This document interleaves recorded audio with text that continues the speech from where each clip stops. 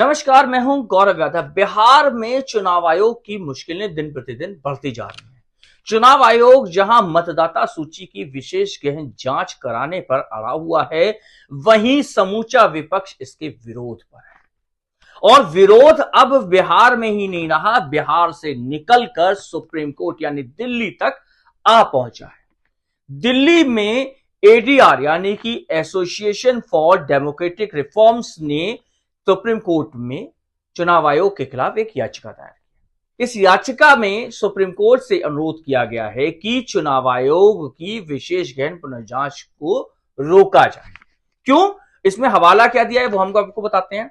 इसमें कहा गया है कि चुनाव आयोग इस विशेष गहन जांच के आड़ में एक पार्टी को, एक वर्ग को फायदा पहुंचाने की कोशिश कर रहा है। क्यों? क्योंकि ऐसे डॉक्यूमेंट्स मांगे जा रहे हैं जो कि आम इंसान को मुहैया करा पाना या इतने कम समय में चुनाव आयोग को दे पाना मुश्किल होगा, जिसकी वजह से बड़ी संख्या में जो लोग हैं वो चुनाव यानी मतदान करने से वंचित हो जाएंगे। ये आरोप समूचा विपक्ष और एडीआर ने लगाया।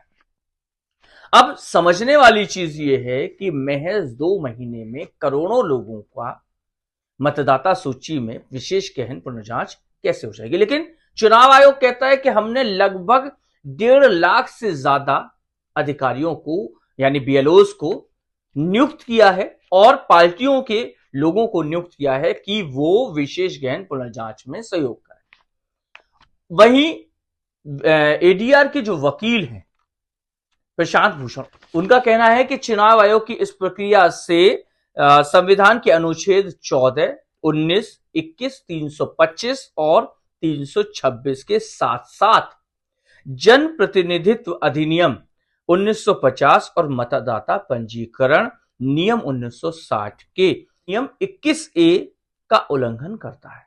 यानी कि चुनाव आयोग की जो प्रक्रिया है ये इन सब का उल्लंघन कर रही है। इस प्रक्रिया से लाखों मतदाताओं को मताधिकार से वंचित किया जाएगा। कैसे?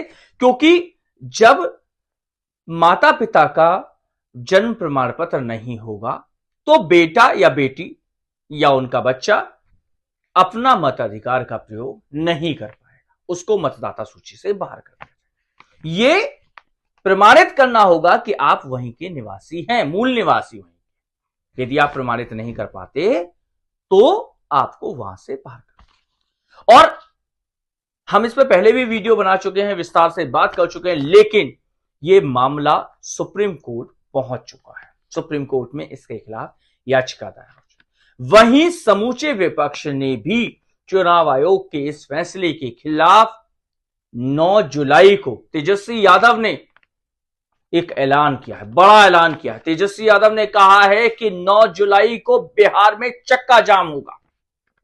बिहार में चुनाव आयोग की मनमानी के खिलाफ चक्का जाम किया जाएगा। बिहार में चुनाव आयोग बीजेपी और एनडीए के इशारे यानी कि बीजेपी मोदी और अमित शाह और एनडीए में आपके चिराग पासवान आ जाते हैं, नीतीश कुमार आ जाते हैं। वहीं तेजस्वी यादव एक चीज और कहते हैं कि चचा बीमार हैं, शायद तेजस्वी यादव नीतीश कुमार को चचा कहकर संबोधित करते हैं। तो वो कहते हैं कि चचा बीमार हैं, इसलिए चुनाव आयोग बिहार में मनमानी कर रहा है।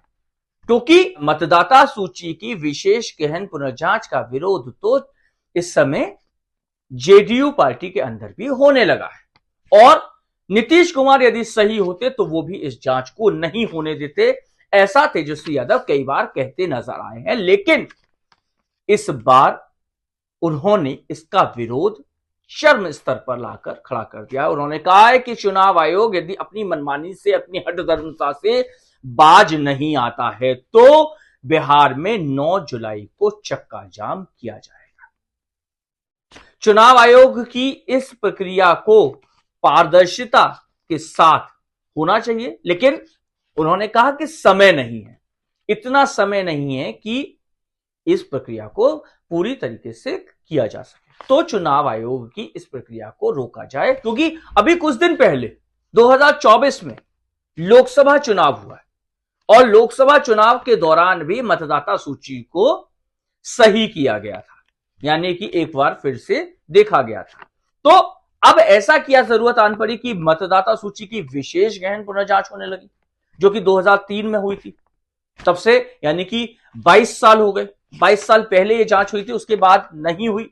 चुनाव आयोग का कहना है कि हर साल होनी चाहिए थी। तो भाई आपके हाथ में थी, क्यों नहीं करी?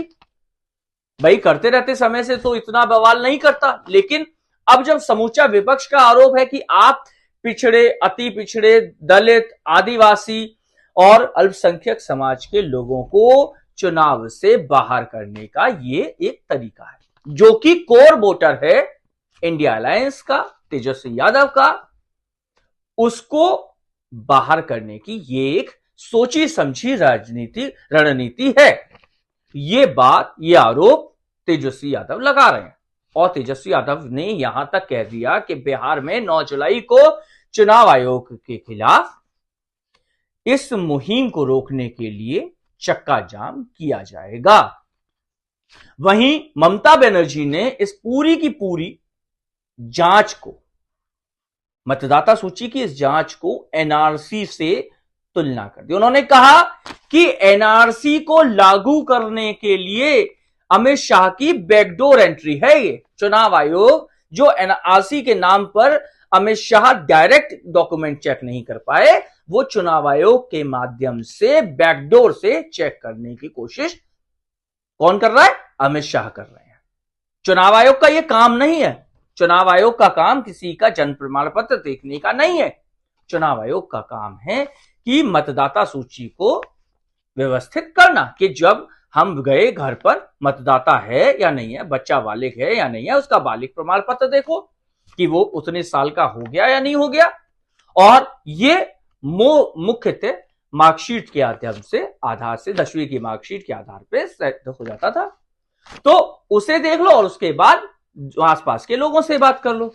उससे क्या होता था कि भाई मतदाता सूची अपडेट हो जाती। लेकिन इस विशेष गहन पुनर्जांच में लाखों लोग, ऐसे लोग जिनके घर बंद हैं, जो बाहर नौकरी कर रहे हैं, वो घर पे होंगे नहीं, और घर पे नहीं होंगे, या ऐसे लोग जिनकी तबीयत खराब है, वो घर से बाहर नहीं आ सकते, या किसी तरीके से अपनी प्रमाण पत्रता, अपनी प्रमाणिकता सिद्ध नहीं कर पाते, उन्हें मतदाता सूची से बाहर कर दिया जाएगा।